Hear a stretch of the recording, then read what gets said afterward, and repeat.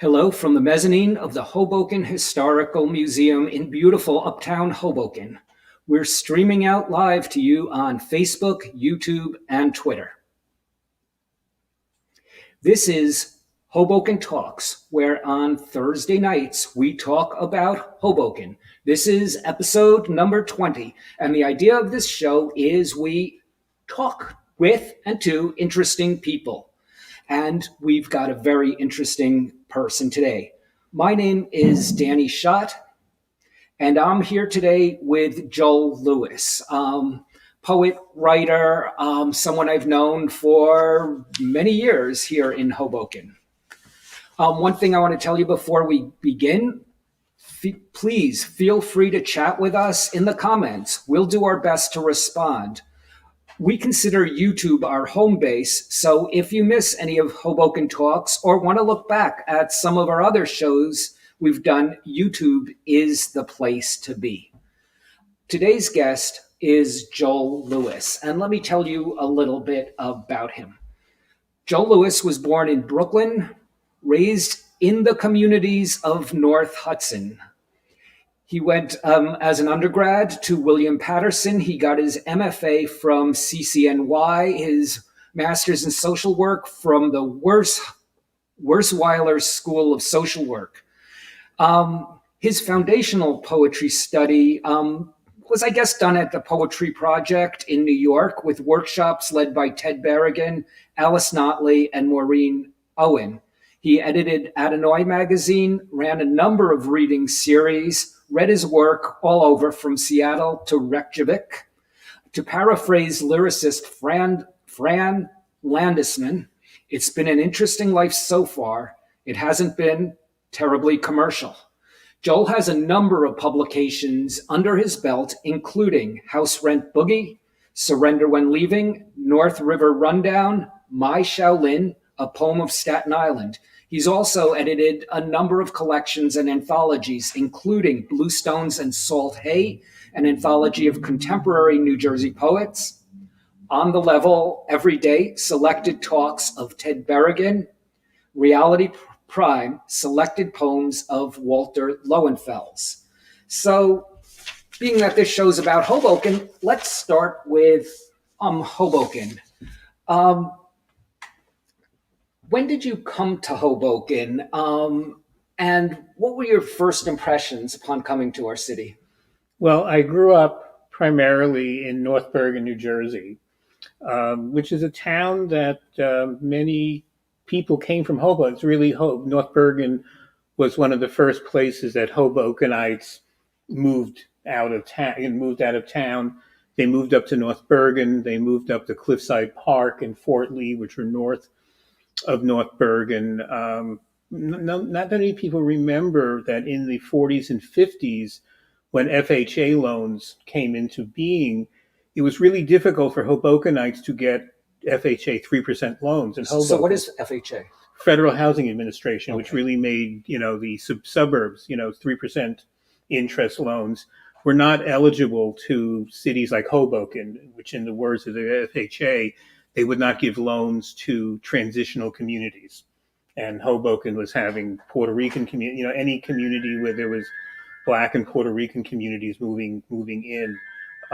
So transitional means non-white? Yeah. Okay. So people really were forced to go elsewhere. And North Bergen really was available for people because if your family could go up, could take the bus up to see you, or you could take the bus down. So I grew up with a lot of kids from Hoboken families. I mean, a first sort of memory of that was during the riots in Hoboken in 71 and coming into the lunchroom in Hoboken and really having a bunch of angry kids, talking about their uncles and aunts' stores, being broken into and smashed. So there were riots in Hoboken. Yeah, in the 70s. And so I was aware of the town. I mean, I remember from the Warner Brothers cartoon, the Hoboken penguin born in captivity in Hoboken. So those are kind of things. And but I first started going into town when I was in college, except was not to go to town. It was to take advantage of the 30 cents path ride and the parking garages in Hoboken at the time, the city garages. If you could get in before 7 o'clock, you could park all night for 75 cents. Oh my God. And if you came a little late, it would cost you $1. Mm-hmm. So we would, because there was no place to go. I Right. mean, so we take the path, go in. We might go to Schaefer's, which was the diner. I remember Schaefer's. The diner across the street. And the poetry, I mean, really starting the reading series was when I first started going to Hoboken. I had run reading series in North Bergen at a restaurant called Lady Jane's, which eventually moved down to 14th Street Here in Hoboken. Here in Hoboken. And someone said, "Oh, there's this restaurant called The Beaten Path, which is guess what's the bar that's at right now? Mills Tavern." Oh, okay. Mills Tavern was The Beaten Path. It's been a lot of things in between. And someone said, "Oh, it's this nice place. You should go down there." And I was on my way to go to Washington on an overnight train, and a friend, we went to dinner, and we went there, and it was this nice restaurant. And what I noticed at the restaurant was there was a back room that they were not using. It was just kind of like it had, and I proposed, as I did with Lady Jane's, give me your dead night, and we'll bring people in, and we will generate publicity. Okay, and at this point, you're still living in North Bergen. Yeah, Okay. I'm still living in North Bergen. And the advantage of doing the readings there is that I was able to get New York City poets to come in, and because it was 30 cents. It was easy. So you were the first curator, or the curator of events. And as far as we know, I mean, I've not seen any evidence that this seems to be like the first regular poetry series, in Hoboken. Okay. I can't trace anything earlier than that. And I kind of duplicated what I did in North Bergen, where I had a local poet read with a New York City-based poet. Okay. And the local poet would bring their friends, and then maybe some people might know the New York poet. So we had Ted Berrigan and Alice Notley read together, which was rare because they had children. We brought in Amiri Baraka, came in, and we were so unsure whether he'd actually show up. We brought in a local poet named Toy Derricott.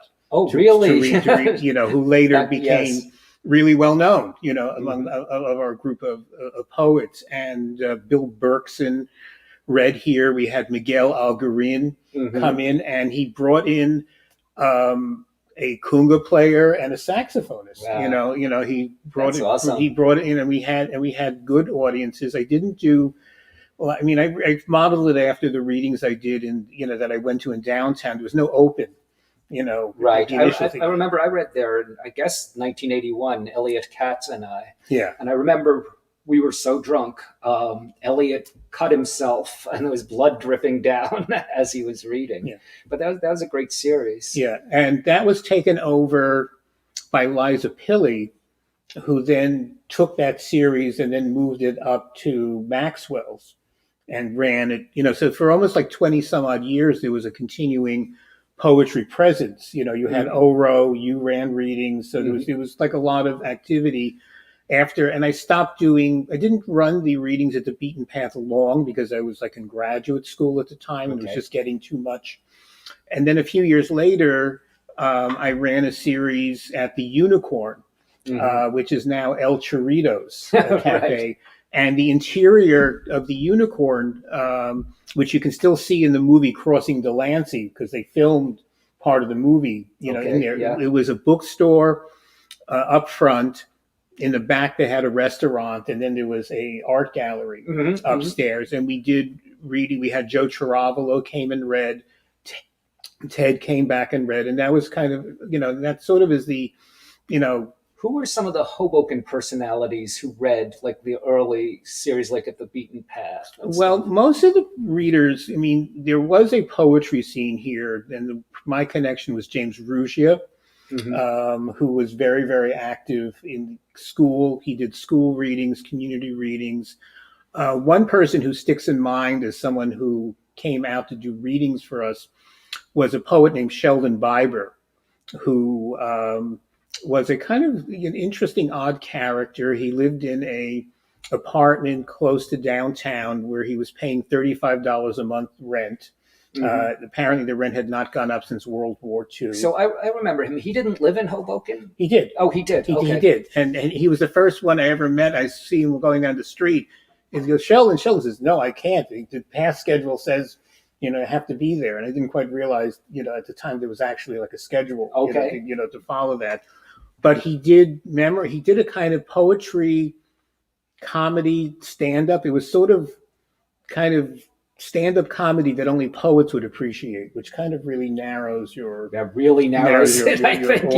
Yeah. And he quit his computer job to do this. He actually made a living during the warmer months going out on Bleecker Street and doing stand-up on the streets. At the time, Bleecker Street was still kind of a club area, mostly for the Bridge and Tunnel, crowd. Would do that, and he would do this, and then during the winter, he would grab a few computer jobs to keep himself, together. And the crazy thing is that we could never get him to commit anything to paper, so there's no evidence of any of his. What do you mean? I don't really understand. We would ask him, give us stuff for a magazine, and he said there's no, it was all material in his head. And so this was one, and then Hugh Kilmer, who wrote poetry in addition, who was like he was a poet. What do you mean he wrote? Yes, I'm saying, but he's primarily known as an artist, but he did poetry. I actually met him earlier because even before Hoboken became Hoboken, there was really pockets of art communities in North Hudson. Weehawken I lived in Weehawken for a few years. There were people from Broadway, Broadway community, North Bergen, where I grew up. I actually knew people who later migrated to Hoboken. Eddie Green, who had a framing place. Robert Smith, who was a painter, was living in town. There were people living on houseboats on the Hudson River in North Bergen, who were like artists. There was a little community of artists just over the county line in Edgewater. So I met. And you had a whole crew. I remember you and Mike Reardon, who was I knew from high school. I had a friend, Ed Smith, who I knew from William Patterson College. And then there was a whole community all across northern New Jersey. There were like readings in Passaic. There was a regular series at the Passaic County Community College that Maria Gillen started. Yeah, there were still going on. Yeah, strong. There was readings at Fairleigh Dickinson University. There was a organization called the Bergen Poets that ran workshops in Bergen County, held readings. They had a big annual reading at the Grange Hall. In all places, Fairlawn still had a. I see something about Eddie Green right there. Sandy Flitterman Lewis says Eddie Green had a very scary German Shepherd. Do you know anything about that? Well, if you're going to get a German Shepherd, it might as well be scary. I guess so. Right? You don't want a friendly German Shepherd. So not that many poets came from here, but it was really. I mean, the way that Hoboken functions now, it was kind of like a sign of life. From suburban muffledom. So what year did you move to Hoboken? I moved to Weehawken. Okay. And I was living in a little studio for about $220 a month, gas and heat included, right by Boulevard East. I had broken up with the woman I was seeing, and my father said, "Hey, Hoboken has a synagogue that has like this young audience, a young rabbi, and you should go down there to services." So I put on my suit and I show up, and the United Synagogue at the time was still functioning out of Hudson Street. Oh yeah, I remember that 8th or 9th, Brown, 9th Street. And I get in there and I see everybody wearing, the rabbi is wearing work boots and jeans conducting, and it's just like, this kind of sort of hippie synagogue. The rabbi Jeff Marker, lived upstairs, and he had a dog upstairs who, when he heard the final prayer of the Saturday service, the dog would automatically run downstairs because he knew there was a kiddush. Hopefully, it wasn't a scary German Shepherd. No, it was just a little, it was just a little puppy. So I was in Hoboken, and this is where I met my wife at the synagogue. We didn't quite hit it off at the time, but then, and I keep seeing her, and then many months later, I was on my way to see a show at the Kitchen, which was still in Soho, a band called Bird Songs of the Mesozoic. I've heard of them. That was playing, and the path door closed behind me, and there was Sandy, and we started talking a little bit. And as we got up from the 9th Street station, I said, "Where did you teach before Rutgers University? Where she's still a professor?" And she said, Brown University. He said, "Oh, I always wanted to go to their semiotics program." And Sandy said, "That's where I taught." Oh, wow. And, and then I finally got a chance to use the one pickup line I was holding in reserve forever. "You must go to a lot of foreign movies with subtitles by yourself. Would you like some company?" There you go. There we go. And said that's the rest is history. The rest is history, and we're still in the same place that we were on, nice. on 7th and Washington. Down the block from me. Yeah. I see another comment from Judy Juanita. "Hi, Joel. So happy to be able to hear your perspectives on the great New Jersey scene." Judy is one of our success stories. I knew her from Patterson. And when you say Patterson College? No, Patterson, New Jersey. Okay. Judy was there's a artist lofts in downtown, and she lived in one of them. I knew her as a poet, but she has moved out to Oakland, where she grew up on the West Coast, and she's published a novel, and we've started communicating, back and forth. So she's messaging us from Oakland. Wow, West Coast. Oakland, California. So thank you very much. So we've been talking about the old days and what we've both been up to. Okay, and this is the perfect place for that. I do want to talk about your life in the literary world, and we're going to talk about poetry, but you also write reviews, criticism, and stuff, and it's mostly, I think, music. In terms of music, what excites you? What do you like writing about? Like what style, or in particular, what musicians? Well, I haven't done much writing about music recently, mainly because I work during the days with the court systems in New York City, and that takes up just kind of mental space and, I can imagine, energy, and it's just hard to get out to shows. But primarily, I've written mostly about jazz. I spent 10 years, thanks to one of Sandy's old students, Michael Scacera, got me a gig writing program notes at the the Newark Performing Arts Center. Mm-hmm. So that was a chance where I was able to interview my heroes. I interviewed Sonny Rollins, Wayne Shorter, Ahmad Jamal, a whole bunch of people. I conned my way to meet, because usually you do phoners with musicians. They set up a time, you call them up, and you do an interview. Right, on but the you phone. Got to do it face to face. But I wanted to meet Ornette Coleman, and mm-hmm. one of my heroes, and was able to go to his loft and spend an afternoon, with him doing an interview. So I did a lot of music, interviews. I did some reviews. I worked for a while for a very short-lived proprietary service called WOW, which was run by CompuServe, and so I was able to write reviews and do that.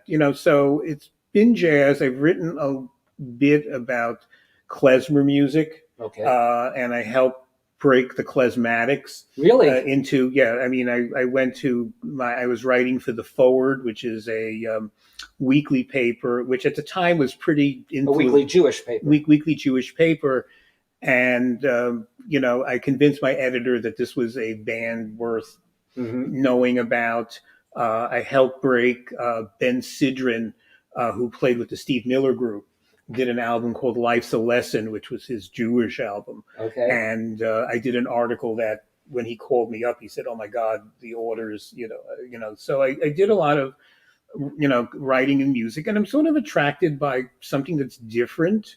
It's saying something, and my range in jazz goes primarily from bop, to the contemporary period. And, I once asked somebody in a record says, "Who do you like?" And the guy said, I like the people you're supposed to like. So Miles Davis and John Coltrane. Right. I've seen Cecil Taylor play 20, 25 times. Wow. It was sort of my version of seeing the Grateful Dead. And I used to go, one of my early experiences was going to William Patterson College, now university, which had one of the early jazz programs. And crazily, Patterson, there were two jazz clubs within walking distance.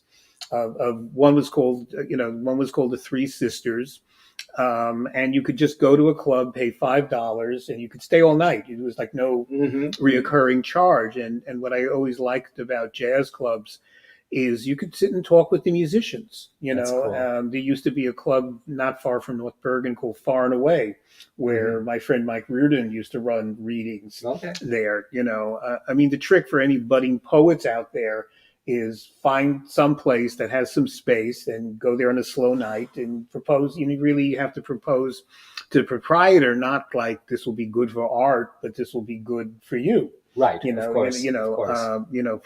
People will come, they will drink. I've always felt a little guilty that I don't appreciate jazz the way I should. I know the names and stuff, but when I was young, because I was like a high school jazz fan, the only other people who liked it were Buddy Rich fans, all drummers. Okay. And I was never like a great Buddy Rich fan, and I felt like a Jew in evangelical country. Right. What? You don't, how could you? And they start giving me the album. So I used to think, well, people will hear this and their taste will change. And no, it sort of remains kind of a niche. And it's now there's enough people coming out of jazz programs that self-creates an audience, because not everybody becomes a professional musician. Sort of like poetry, isn't it? They become teachers, or very typically a lot of musicians go off into computer world, because that math thing that allows you to be a musician, you can transfer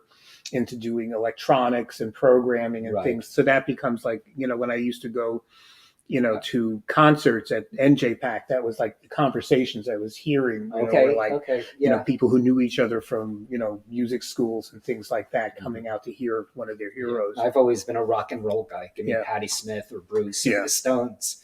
One of your early books, I'm not sure if it's your first, is titled House Rent Boogie.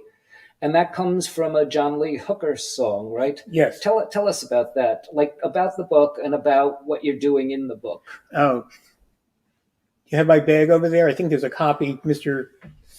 It's okay. Just tell. Yeah. Yeah. It's okay. Just tell us. That book won the Ted Berrigan Memorial Award. Susie Timmons and I were the. There you go. Bring it over. This feels like the Uncle Floyd show. Okay. So this is because it's green. It's green. It's green. Look, you can see through it. It's amazing. Yeah. Hold that up again. I like that. I like that effect. Yeah.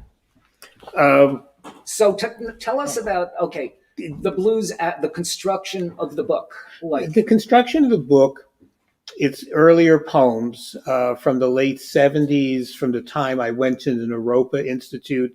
There's a group of poems, and the House Rent Boogie is a kind of long poem with voices that would take too much time to read now. And I put it together because I knew who the judges were, who were going to be looking at the book. So that's how it's done. That's how it's done. And surprise! I learned that long ago. Damn. Surprise of surprise, it won. And a lot of my poetry titles, couple of book titles. My book about Staten Island is called My Shaolin. Why is it called that? Well, because there's a group, Staten Island's greatest group is called the Wu-Tang Clan. Yeah. And they refer to Staten Island as Shaolin. Mm-hmm. And when I first came to work in Staten Island, I would see little posters, in the ferry terminal advertising, looking for Shaolin DJs. And I had no idea what they were. Right. Right. No idea what they were talking about. And then later on, as I, started working there, I discovered, that the Wu-Tang Clan, they all still live in Staten Island, Mm-hmm. and people know them, and so I like the house. What I like in that word house rent boogie is something in my own work, which is like I really love the quotidian. I just love everyday stuff, the day-to-day stuff. And what is more quotidian? I mean, the line in the house rent boogie, is and Friday came and I didn't have the rent, Mm-hmm. and out the door I went. Right. And I, you could really do a song just simply about, and the song is really about doing a rent party. Mm-hmm. So you can Mm-hmm. help me get this rent together. Exactly. And and I look back at the book. I have, unfortunately, Yellow Press in Chicago, who did the book, were in their last throes. There's nothing like having a press where most of the members are really losing interest in poetry, right, and each other. And when my friend Susie Timmons, who was the other winner of the Ted Berrigan Award, the first one, Mm-hmm. moved from Chicago to New York, they put the rest of the books. I have like 300 copies of this book sitting in a box someplace. Okay. So let's talk about one thing, because when I was reading your bio, the foundational workshops you took were at St. Mark's Poetry Project with Ted Berrigan, Alice Notley, who am I leaving out? Maureen Owen. Maureen Owen. New York School poets, yet in ways you're a quintessential New Jersey poet. It's sort of ironic, but maybe not. How does the New York School or St. Mark's inform your poetry about New Jersey? Well, a poet writing a piece about the New York School declared me to be the fourth generation of New York School poetry. Sort of like Maxwell's being the best rock club in New York. He said, except he said, of course, he's the only member, and he lives in New Jersey. Although it landed me, there's actually a encyclopedia of the New York School, and I have an entry in there. Okay, that makes sense. So if you pick up that book, you can, Kim Lyons wrote a really nice piece about my work. I mean, it's an admixture, my primary influence is sort of like with New York School poetry, Charles Olson, mm-hmm. which is like a really, really strong influence in terms of writing about the local, writing about everyday life. Also the objectivists, poets, which is like Louis Zukofsky, very strong for me, Charles Reznikoff, who also really writes about everyday stuff. And what I liked about the New York School was really the sort of casualness in writing, a writing that didn't take itself terribly seriously. Okay. It was serious, but not took itself seriously. A certain casualness, a kind of poetry about community, and this is the stuff that sort of appealed to me. I mean, Frank O'Hara's poetry. Yeah. And Frank O'Hara is a poet that I know many people who don't read poetry love him, particularly like people in like art communities. Well, yeah, because if you think about your book, My Shaolin, it's sort of like lunch poems in a certain way, your observations on a daily journey into Staten Island. Yeah. So, and I found this, that I owe sort of the introduction to the New York School to a neighbor, actually turned out to be named John Enslin. I was working in a jazz record store in North Bergen, and he came in with a flyer for a Wallace Stevens birthday party poetry reading in Union City. of all places. And it turned out he had gone to Naropa. I think he had babysat for Bernadette Mayer and Louis Warch's children. And he was the impetus to get me out to New York, and what struck me was that, the seriousness of the people doing the work, it was sort of much closer culturally than like the New Jersey poets that I was meeting, the older poets, and kind of an interest in music, art. Let's take a second and talk about one of the older New Jersey poets that we both met and were friends with, and that's Herschel Silverman. Tell our audience a little bit about Hirsch and our relationship with Hirsch. Well, with Hirsch, I feel one of my accomplishments, is that I was able to promote Hirsch to a wider audience, and I was also able to get him to restart his writing career after the death of his wife. Okay. I met Hirsch in 1975 at this writing space in Union City, and I was very impressed that he knew Allen Ginsberg, and we talked a little bit. And then when I started the reading series in North Bergen at Lady Jane's, I invited him to read. And part of our pitch was, we'll give you a meal, right. And he said, well, it's Passover, so we're going to bring our own food. So they did, they brought their own food. He gave a reading, and we started, a friendship from there. I would go down to Bayonne. I met the poet Ted Ensel in his house. He came up. Hirsch so looked up to him. Yeah.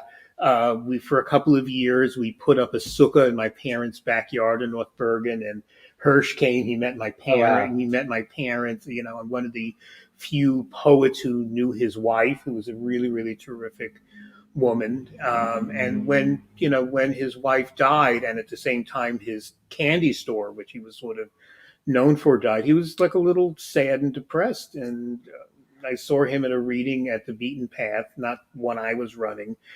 And I said, why don't you take a workshop at St. Mark's? It's not expensive. And I saw him a few months later, and he's, telling me all about being in these big all-night poetry sessions and meeting these young people.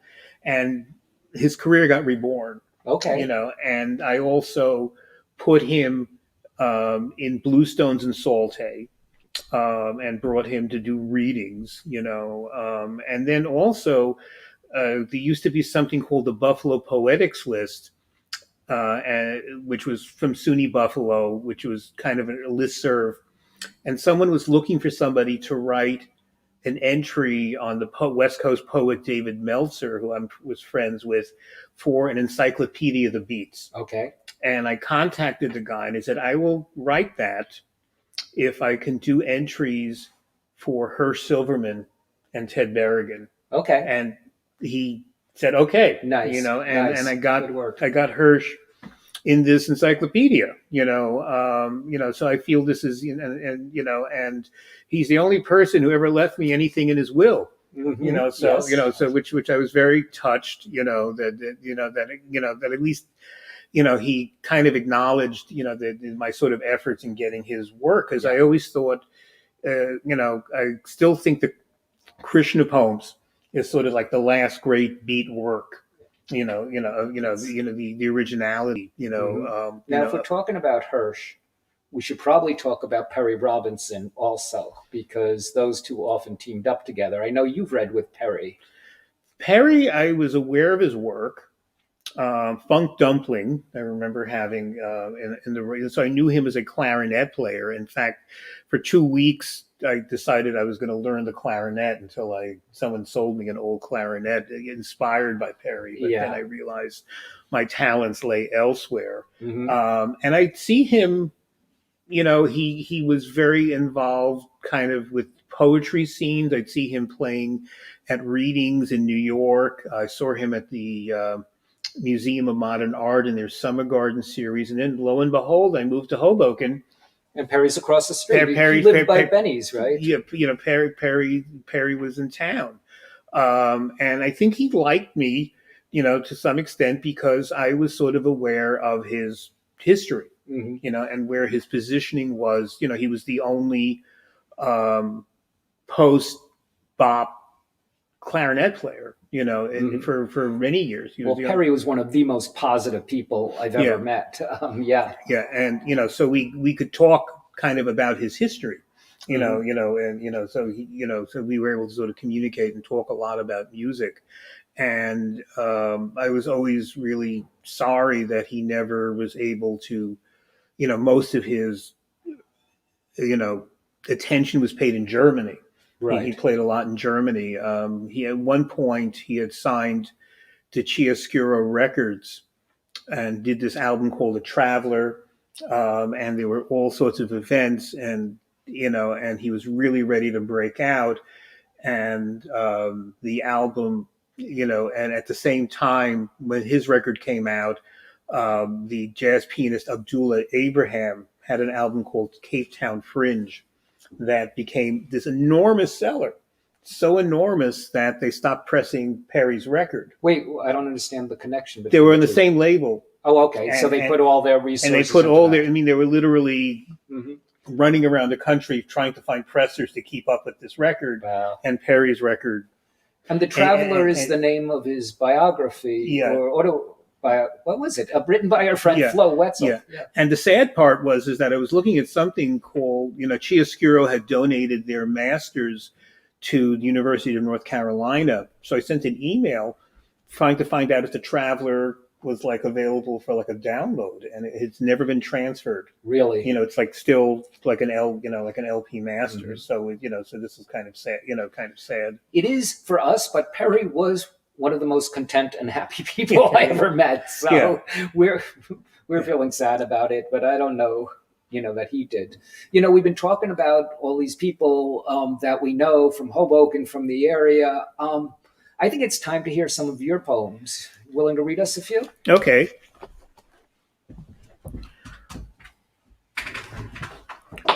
Okay. This poem is from House Rent Boogie, and it's called Ringer, and it's actually the opening poem. And I picked this. Ted Berrigan once told me, if you start a reading, open up a book, always pick a poem that can go anywhere. Because if you write a poem about the death of your mother, you're really stuck in that gear to go through the rest of the book. So if you just open in a kind of neutral place, you can kind of Interesting. kind of I never thought about kind that. of go. Tonight, Hoboken is peopled by absent men. Their shaved feet speak of betrayal. Their worlds a walk to dreams where nothing gets invented. I hear a pocket of 30 cents paradiddle my thigh. That sum will birth me into Manhattan's bagel counters and friends now asleep. Taming construction delays me on wide, silent Washington Street as a cafe's empty pots reflect the moon's new forehead. I stand with the stray dogs inside the rosy night flesh of spring and search for your herringbone jacket under the soft green outline of Sam Sloane's statue. That tells us a little bit about when it was written, the 30 cents in the pocket. Not only that, to use a line, wide, silent Washington Street, because believe me, in 78 and 79, Washington Street was dead after about 9 o'clock. Well, it's interesting you bring that up because the next exhibit at the Hoboken Museum is going to be all about Washington Street, the avenue. So that's totally appropriate for what's coming next year at the museum. Yeah. So so when I look at it, the residence is memory of that, and it's kind of based. It's really a kind of a tone poem, and it's based on a real instrument. We were out for a night in Hoboken, and which usually ended up at the Brass Rail. Mm-hmm. And my friend Mike Reardon could not find his herringbone jacket. Okay. And Sam Sloane's statue, which was much more prominent. It used to, now it's like I know where it is, down by the train but station. before it was like right in the front, and I've always wondered why it's still there. I mean, because he was like a railroad guy. Well, who knows? Yeah. I don't know how deep we have to want to dig on that. Yeah. So give us another. And this one is called "Then Let Fall," which is a line from a poem by Bill Berkson. I see the speed bumps of autumn rising from the Whole Foods car park, and from the salt flats of Slaw's Meadow, I hear midnight fairies' fact of occasion, a muscular foghorn spreading between both banks of the Hudson. Here we are in the wrong time again, and as I walk the spine between the old Todd shipyards and Hoboken's newest aioli-soaked bistro, it all seems a policeman's dream built from the bones of young watered-down cogs. Geography has made a pact with this city, as it did with that filled-in neighbor island of occupied lights. The clock has me, and that dark river seems squandered on all this human forest. The trees on King's Bluff have gone November bare, and great cracks of thought hang between the indigo sky and the Lincoln Tunnel helix. These events have no name except in their departure, so do what you can along the broken outskirts, and what you thought you owned is only someone else's reason to rage. And the social cohesion in this city keeps getting washed off with the native grit into the catch basin with the stormwater. Nice. And this is a little revised, as Whole Foods was not. Okay. But I figure bring it up to date, and it's really those. I had a series of poems about the transition going from kind of an industrial city to where we are now. To where we are now. When I first moved here in '86, you had these wrecks of piers. You had no access to the Hudson River. We really had back streets once you went a little bit to Grand. It was all car repair and where we kept our stuff in a mini storage. So this is these poems that are kind of about these transitions, kids who keep meeting people who you like, and they keep saying things like, "I'm out of here in 2 months because transitional." I mean, I remember going to the first art walk, whatever it's called, where you could visit art. There was art studio too. There was still art people having art on Washington Street, had studios set up in their houses. And that's kind of gone. And these are two kind of poems influenced by William Carlos Williams, great New Jersey poet. This is called Hoboken Early Sunday Morning. In the middle of the light rail viaduct, I saw an old man wearing a baseball cap backwards like a Rutgers frat brother. He was walking the early morning darkness towards the diner on 14th Street like he owned this empty, sleeping city in his head. I like that. That old man could be me at this point. And this is Hoboken Hard Bop Alert. And Red Garland, who gets mentioned. The great thing now in this modern digital age, I can tell people, go to your streaming services, look up Red Garland, who was a great bop piano player, played with Miles Davis for years. Not an innovator, but a great stylist. And I'd even recommend the album All Kinds of Weather. Could that be the ghost Red Garland in the forward gloom? Borsalino fedora at a bopper's angle, the ancient micro-lapel sports jacket, tasseled oxblood loafers scraping an approximate 4/4 rhythm on the curbstone alley. His flashlight, a lit Dumouriez, which illumines that pesky cylinder lock on a Court Street door. Huh, great. Give us one more, okay? Okay. And this is, unfortunately, this you can't see this because it's green, but the cover of House Rent Boogie is an illustration of this poem, which was published in a Portland. I love this. Sorry, I can't help myself. Which was published in a Portland magazine originally called Hubbub, and I was so excited by the cover art that the editor gave me the phone number for the artist, who turns out wrote her poem completely, her illustration completely on the poem. Oh, that's awesome. And she'd never been east of the Mississippi. Wow. And unfortunately, when I gave the artwork to Yellow Press, they lost it. So I don't have the original, anywhere. So this is called Hoboken in Advance of the Sunset. which is still like a favorite. I mean, it's one of my older poems that I still keep in repertoire because I'm still very sort of fond of it as kind of a little portrait of Hoboken in the 80s. As you might guess, the German bakery is now Carlos's cake, Cape Yeah, they Emporium. did our wedding cake. Yes.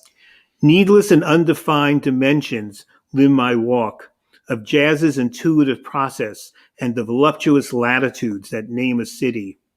The ancient air flails above my head, and the menu of Washington Street seems a utopia of muscular boys, aged young mothers, and one old German bakery still absorbing City Hall's wail in its strudelful panes. The quiet tension of massed isolation plays against the slanting presence of late afternoon light.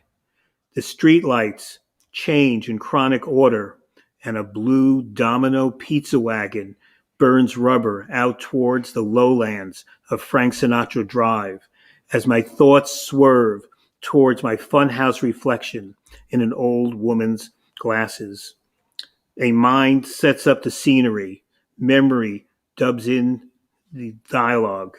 The city goes outside its history, its soundtrack within the radios of a teenage nation. The resurfaced brownstones are walls of origin and entry, and behind their walls, a river, organized water with one idea. Twilight creeps above the Yardley's neon, boosted by Lincoln's fierce petroleum Scirocco. We like it like that. I arrive to listen, the reticent world's sense of the fabulous.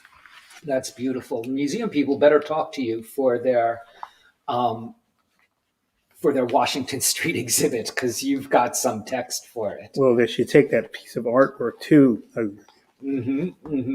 Remember the Mad Men episode with Frank O'Hara? Sandy says. Yes. I don't remember that, but I do want to move on because we have a bunch of slides to go through right now. And if Rand, our producer, can show them, you could tell us about these that you chose. Oh, I see Alexander's. Yeah. I would just also want to comment because I sent that Palisades. The background. The background, which was one of the slides I sent. And the Palisades, we're underneath the Palisades, although Jersey City Heights does not have the cliffs. And I lived on top of the Palisades pretty much all of my life until I came here. And it's been a source of fascination and poetry. I at one time had a contract from Rutgers to do a book on it, which managed to keep the advance, but didn't turn over the book. Well, no one, and they just took it as a wash. But it's really, people are not aware of this. I mean, people should go up the Parkway, actually take Henry Hudson Drive, and there's hiking trails. It's this history, history. There was a hidden Black community in the northern ends of the Palisades. So it's worth, and at one point before the bridges and stuff, this was like a huge, there were boats coming from the Lower East Side. Yeah, you could see it during the pandemic. That was our go-to place when we wanted to get out of Hoboken, just drive 15 miles north and hike along the Hudson. Yeah. Let's look at Alexander's. I picked this. This is a mural by the British-Polish artist named Stephen Knapp. And this was probably like the most accessible mural in the world because it was at the junction of Route 4 and 17, at the time, one of the most crowded intersections in New Jersey, before they built the various overpasses. And to me, it's like really one of the first actual pieces of art that I've ever see. And interesting. I know that so well because I worked at Alexander's when I was in high school. So I encountered that every single day. And Stephen Knapp painted this on skis to do this. And apparently I did research on him and is a pretty innovative muralist. People would always say, like my father, what is that junk? What is it? Anyone can do that. And he was a bomber pilot for the Free French Polish forces fighting for Britain. A great mural, says Eric Hamner. And he says that it's actually what down below looked like on bombing runs. Oh, interesting. And when he says that, it's just really, and Alexander's, which people don't remember, was a kind of low end clothing store, kind of really lower middle class, working class kind of store. But the owner of the Alexander's, I thought it was so elegant when I worked there. Oh my goodness. The owner of Alexander's put art in all of his stores. Mm-hmm. And used Knapp for their store that I think was on 3rd Avenue, like actually not far from Bloomingdale's. And unfortunately, the thing is so huge that you can't put it up anywhere. At one point, they were hoping that the American Dream thing, it would have been an improvement over how it looked for much of its history. Oh my God, yeah. Yeah, so most of it is like, I actually saw it. I went out to Patterson in the Great Falls, and I saw it just stacked in like panels, tiles? like Panels? in tiles. Oh, and I forget what town, Woodbridge, the DPW, which was storing it for years, kept 20 panels just in case they try to like sell it or something, or So I don't think it's ever going to be put together again. Maybe we could buy a couple panels. Yeah. Let's go on to the next one. Ha. This is the young Joel on the right with my co-worker Bill Amazzini, and we are back at the Sam Goody's in Paramus, New Jersey, Garden State Plaza. Right across from Alexander's, right? Yeah, right across from Alexander's. I, for some reason, had this affection for wearing photogray lenses at the time. The great thing about Goody's was that it was a full-service record store. You could buy a stereo system, buy a guitar. The records had jazz, classical music, new wave, which was kind of new for the area, and it was also a cultural scene. That you because I worked, people would want to start conversations. So these kind of isolato music fans who nobody understood their tastes would come here and Sam Goody's. To Sam Goody's. This is before. Like the Sam Goody's that was in Hoboken was after the company got sold, and they moved into what's called Top 200. And my son was asking me about the Sam Goody's in Hoboken, and I have no memory of it. I'm sure it was around, but he was like, "Don't you remember?" And my son's not that old. It's in the CVS where the closed building where the closed gym is. So I picked this because it was kind of a fun gig to do. Didn't pay well, although oddly enough, I was a Teamster. We were in the Teamster Union, and they insisted on like us having 2 breaks, and they were very good. Yeah, so it was like and at the time, every job I had in supermarkets and stuff were all union. Mm-hmm. So and it was just kind of a fun. Here's a question: is that a Huckapoo shirt your friend is wearing? Laughing out loud. I don't know what Huckapoo is. Maybe. I'm sorry. Let's go to the next slide. This is my friend Mike Reardon on the left. Forward is my friend Ed Smith, and in the back is the Max Greenberg, who was a poet. And it scares me now because we considered him like a real old man, and now I'm like older now. That happens to me all the time. People I considered old. I've outgrown. And we're in Mike Reardon's loft in Patterson, and we had rented out at Fort Lee Historic Park at the little museum they have there, has an auditorium in there, and for $75, you could rent out the auditorium, and we had a poetry reading that drew like about 80 people. Oh, that's great. Yeah, so this I think was like a publicity shot. Ed Smith, if you go to the New Jersey terminal within Penn Station, there is poetry on the walls of the station, most of which comes out of Bluestones and Saltair. I got a call from the guy. Wait, say it again for our audience. Where? If you go into Penn Station, heading in New York, heading into the 7th Avenue side, New Jersey Transit kind of built a terminal within the terminal to give commuters better access to the New Jersey Transit trains. Okay. And at the time this was coming together, I get a call from get a call from the artist who got the contract, because like most transit entities, they have to give X percentage of their budget to art. They have to put some art into the project. So the guy was looking words and images of New Jersey, and he found my anthology. And they put in one of Ed's poems that is still on the wall. And he actually was nice enough to put a line in saying Joel Lewis's Bluestones and Saltay was a great help. Every so often I will hear from somebody who was like killing time, and they start wandering and they find this. And there's like poems by Amiri Baraka, poem by Kenneth Burke, and then there's some diorama that has various New Jerseyana. So, and this was like just like a publicity photo that I think we never ever used. Wow. Nice. Next.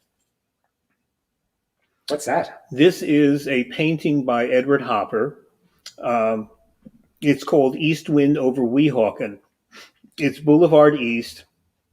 And the way those houses looked when I was living, for the years I would take the Boulevard East bus from North Bergen, and the years I lived in Weehawken, these houses look almost the same. And this is like a 30s, like 36 painting.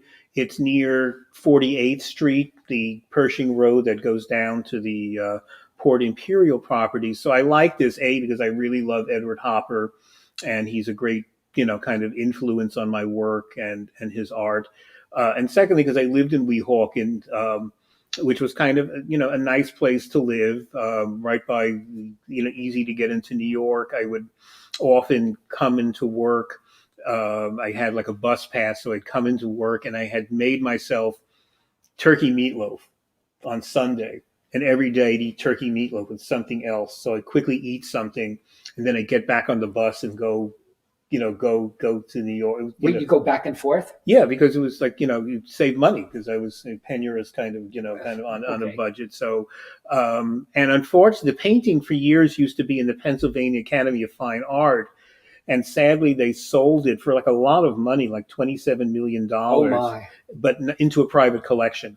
So, nobody knows who they sold it to. So it's sorry that I used to always make a point when I was in Philadelphia to go see this painting, but it kind of also really is, I think, one of the better, lesser known Hopper, Hopper works. And every time I pass it, it always was struck by, he really captured. And unfortunately, I recently saw it, and finally after 70 years, I guess they did a little work on the houses.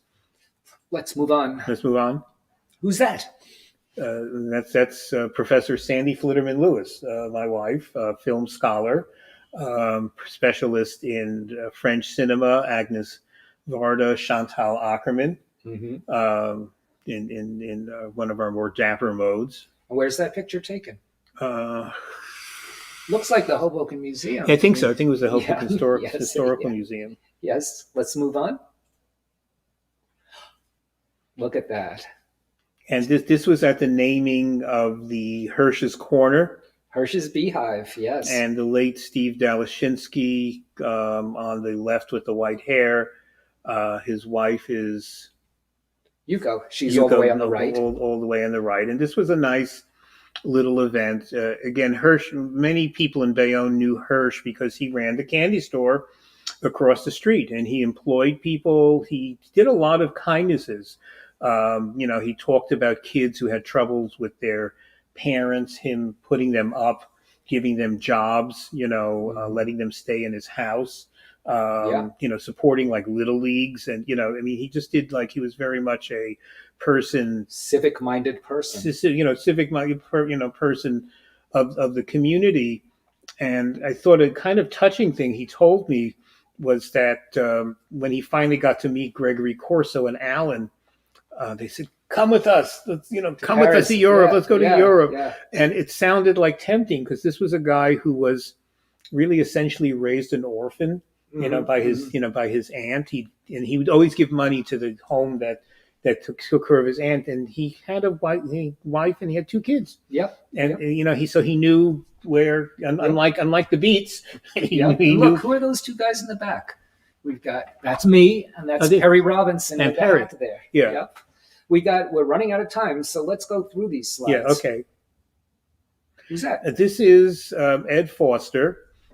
who was taught at Stevens for almost half a century in the humanities department. He published um, Learning from New Jersey, which I Yeah. don't know if shows up or not. And actually, on Learning from New Jersey, has one of my favorite lost monuments of Oh, yeah. Hoboken, the old tower where all the toilets in the United States were calibrated. I think it was Big John, right? Big John. And I don't know why the Hoboken Historical Museum doesn't do models of them, little to sell in the Maybe gift shop. T-shirts would be okay. And I felt that, that was the Hoboken I knew was gone when they knocked down the. Okay, so why is Ed Foster up there? Ed taught humanities for years. He brought Ted Berrigan to teach at Stevens, Mm-hmm. and the contact with Ted had this major impact on his life, where he had studied poetry with John Ciardi, had gone to Breadloaf, but he raised a family, did scholarly work, and then he started Talisman magazine. And Out of Stevens. or really out of his house. He lived on Bloomfield Street in what he called the second oldest house in Hoboken, although I don't know what the first one I is. think that's mine. And he had these great poetry festivals in Hoboken. He brought in Russian poets. I remember taking Arkady Dragomashenko, the great Russian poet, to Stinky Sullivan, which he liked. I mean, Sure, I think it reminded which is now O'Bagel. Yeah, the raucousness reminded him of bars and he brought in Anne Waldman taught here.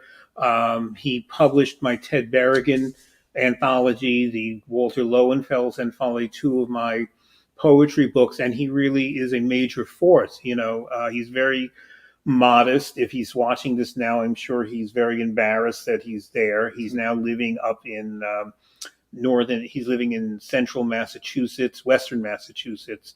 And I wanted to sort of put him in here as sort of a important person in my life and an important person in sort of the poetry community. Okay. We got one or two more slides, I think, so let's go through them. Who are those guys? It's Perry and Bob Holman. And you. Yeah, Perry, and the nice thing, I mean, you probably have the same thing about poetry friendships, is that I have people in my life I've known for like 40 years. Not that I'm, bosom buddies with Bob, but, we're friends and I've been to his house and all of that. And we've continued this sort of friendship and kind of companionship and comradeship. Mm-hmm. And Bob is, and the great thing about Bob is that he ranges across all forms of poetry. He used to bill himself as the plain white rapper, and when I did an article about him, he got very upset because I put his age in. Oh, he says, don't. He says, I know how old he is. This is many years ago. And I do believe photo credit for that either goes to my wife, Caroline, or me. One of us took that. Let's see what's next. There you are. Reading. I think this is where that outfit ties in with that earlier photo. Mm-hmm. Let's scroll one more. One more. Joel Lewis. Okay. We're just about done now, but a few things in order to wrap up, right? Our next Hoboken Talks is next Thursday, and it's with Dave Carney. I'm not sure who's interviewing him. Is it Rand? It's Bob. Bob Foster will be talking with Dave Carney.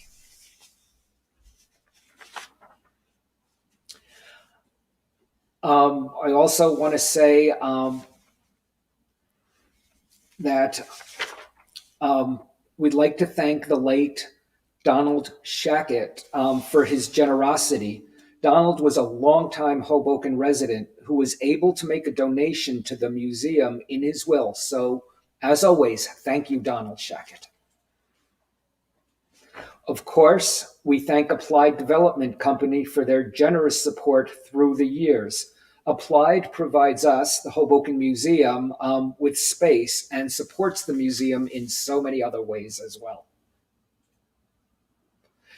And don't forget, if you'd like to watch this episode later, it will be on the museum's YouTube channel, along with all our other shows and videos. And this is an amazing series. Go down that rabbit hole, get lost, watch a bunch of them. It's really good. So I'd like to thank everyone. Oh, don't let me forget that. I'm sitting here surrounded by these amazing pictures. They're portraits by Gary Spector, and they're the essential workers of 2020. Portraits of people who work at Hoboken University Medical Center. And they are the heroes of our town, for sure. And if you get a chance to come to the museum, you've got to come up here to the upper gallery and see this. It's actually only running to June 13th, so get yourself... It's been extended. Oh, that's really good. Nonetheless, get yourself over here and see the pictures. They look nice there, but the majesty of them, you need to be here to see them up close, I think. Also, the exhibit right now is Greetings from Hudson County, a postcard history then and now. And it's closing, I believe, July 4th. And the new exhibit is going to be Washington Street, the Avenue. And I'm really excited about seeing that because I've been looking at these postcards for over a year now, 2 years now. So it's time for a new exhibit. So I'm very much looking forward to what's coming soon. There we are. That's in the courtyard here. Yep, there's table tennis, ping pong that you can play as you're visiting the museum. So I'd like to thank you. Thanks to everyone from us here at the Hoboken Historical Museum. Become a member. I am. Stop by and see the exhibits here, 1301 Hudson Street. You can also explore the website at hobokenmuseum.org. We have a good, fun gift shop also. So this is Danny Schott with Joel Lewis signing off. Thank you for watching.